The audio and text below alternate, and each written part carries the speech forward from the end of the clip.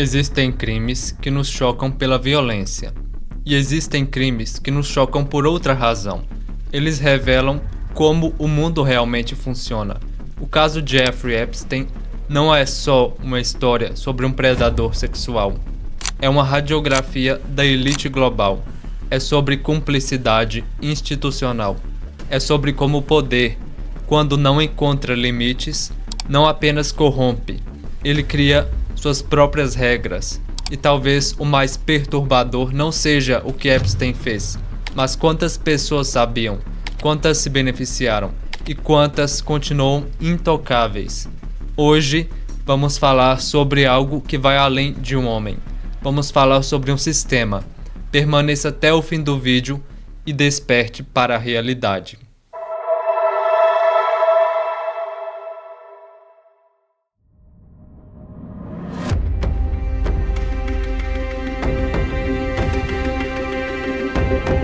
Jeffrey Epstein não nasceu poderoso, não era herdeiro de fortunas, não tinha um histórico acadêmico impressionante, não era conhecido como um gênio das finanças antes de aparecer nos currículos da elite. Ele era opaco, discreto, um homem cuja trajetória profissional é no mínimo nebulosa, e ainda assim, de alguma forma, passou a circular livremente entre presidentes, bilionários, prêmios Nobel, artistas e membros da realeza. Como? Porque Epstein não vendia apenas consultoria financeira. Ele vendia algo muito mais valioso para quem já tem tudo: acesso. Acesso a pessoas certas, acesso à influência, acesso a favores que não aparecem em contratos, e em troca desse acesso, ele se tornou protegido, blindado, intocável por décadas.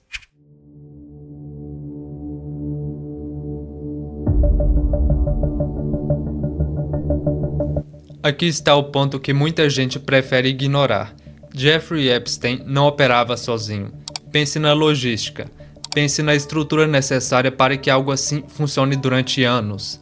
Pilotos que transportavam pessoas para ilhas privadas, funcionários que mantinham propriedades, advogados que blindavam processos, intermediários que recrutavam vítimas, contadores que movimentavam milhões sem levantar suspeitas. Isso não é obra de um homem só. Isso é uma máquina. E o mais grave, essa máquina funcionou sob o olhar de autoridades. Foi negociado um acordo judicial absurdo em 2008, que o livrou de consequências reais. Foi ignorado por instituições que deveriam proteger. O caso Epstein não expõe apenas um predador. Ele expõe um sistema que escolheu não enxergar. Se você está começando a perceber que esse caso vai muito além do que aparece nas manchetes, deixe um like nesse vídeo. Isso ajuda mais pessoas a terem acesso a esse tipo de conteúdo, e se quiser continuar questionando o que está por trás das narrativas oficiais, se inscreva nesse canal e ative o sino das notificações.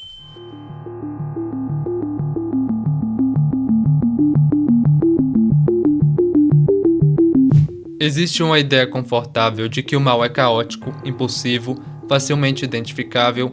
O caso Epstein destrói essa ilusão. O mal ali não era explosivo, era metódico, burocrático, financeiramente estruturado, socialmente aceito. Hannah Arendt, ao estudar os crimes do nazismo, cunhou o termo banalidade do mal. A ideia de que atrocidades não precisam de monstros, apenas de funcionários obedientes. Aqui vemos algo mais frio, o mal eficiente. Nada daquilo depende de loucura, depende de normalização. Quando algo horrível se torna rotina, quando passa a ser tratado como assunto interno, quando ninguém questiona por que sempre foi assim, é aí que mora o verdadeiro perigo.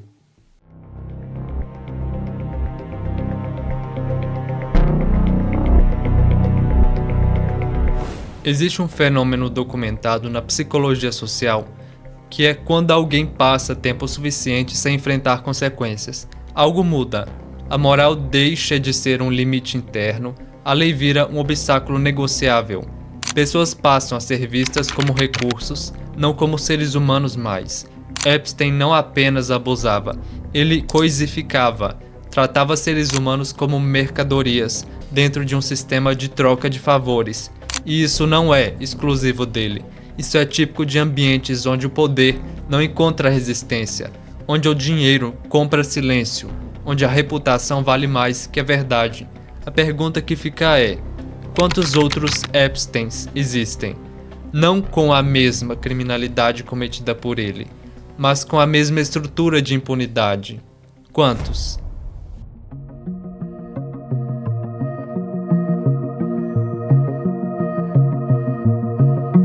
Talvez o aspecto mais perturbador desse caso não sejam os atos em si, mas o silêncio coletivo ao redor deles.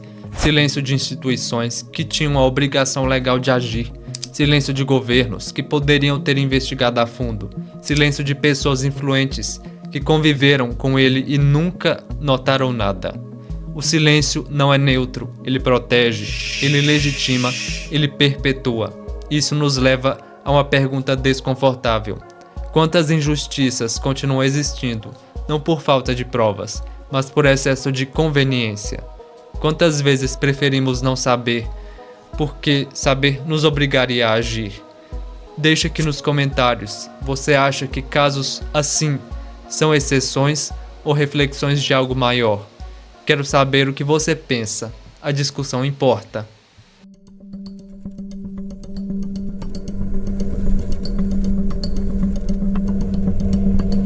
A morte de Epstein em agosto de 2019 oferece algo perigoso, um ponto final conveniente.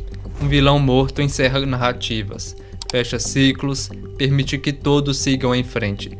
Mas morte não encerra estruturas. As redes continuam, os nomes nas listas continuam circulando, os interesses continuam protegidos.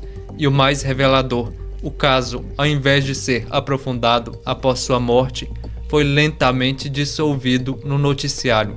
Virou teoria da conspiração, virou meme, virou algo sobre o qual não vale a pena falar mais. Isso deveria nos preocupar, porque quando uma investigação dessa magnitude é abandonada, não é por falta de relevância, é porque alguém, em algum lugar, não quer que se continue olhando. O caso Epstein não é sobre ele, é um espelho. Ele nos obriga a encarar perguntas que preferíamos evitar.